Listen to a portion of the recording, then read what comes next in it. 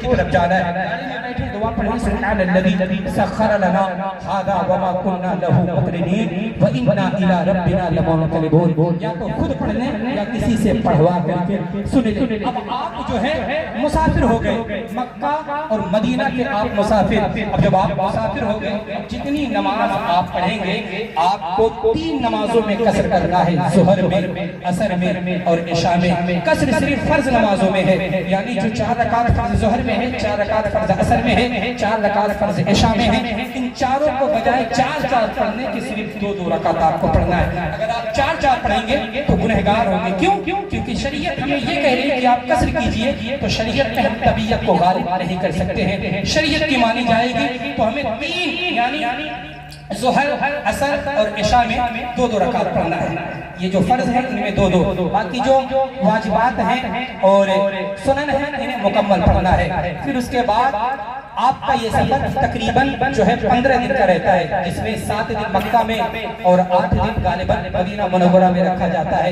ایک بندہ کہیں پہ 15 دن کی نیت کرنے کے ارادے سے نکلے اور 92.5 کلومیٹر کی مسافت کو طے کر لے تو پھر وہ شرعی مسافر ہو جاتا ہے. اسے نماز میں قصر کرنا رہتا ہے. اب وہ جو ہے اگر نماز فرض پڑھے گا, کوئی مسافر امام اسے نماز پڑھا رہا ہے تو 2 ہی رکعت, لیکن اگر کسی مقیم امام کے پیچھے وہ نماز پڑھ رہا ہے تو اسے 4 رکعت پڑھنی پڑے گی, چون امام کی اقتدا کرنی پڑے گی. تو اس وجہ سے نماز کے تعلق سے خاصا خیال رکھنا ہے.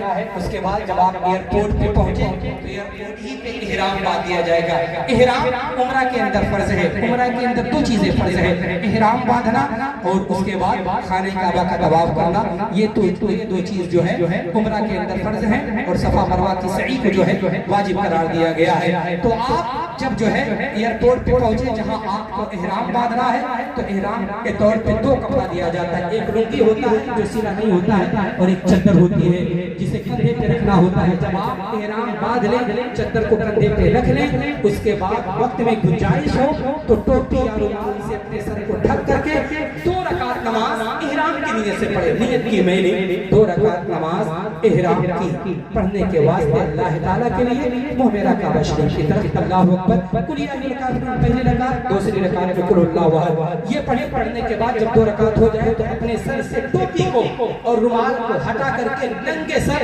پروردگار عالم سے خوب دعا کریں اور وہیں بیٹھے بیٹھے آپ نیت کریں اللہم انی ارید العمرۃ فیسرہ لی وتقبلہ منی. اے پاک پروردگار عالم, میں نے عمرہ کرنے کی نیت کی ہے تو اس عمرے کو میرے لیے آسان کر دے اور میری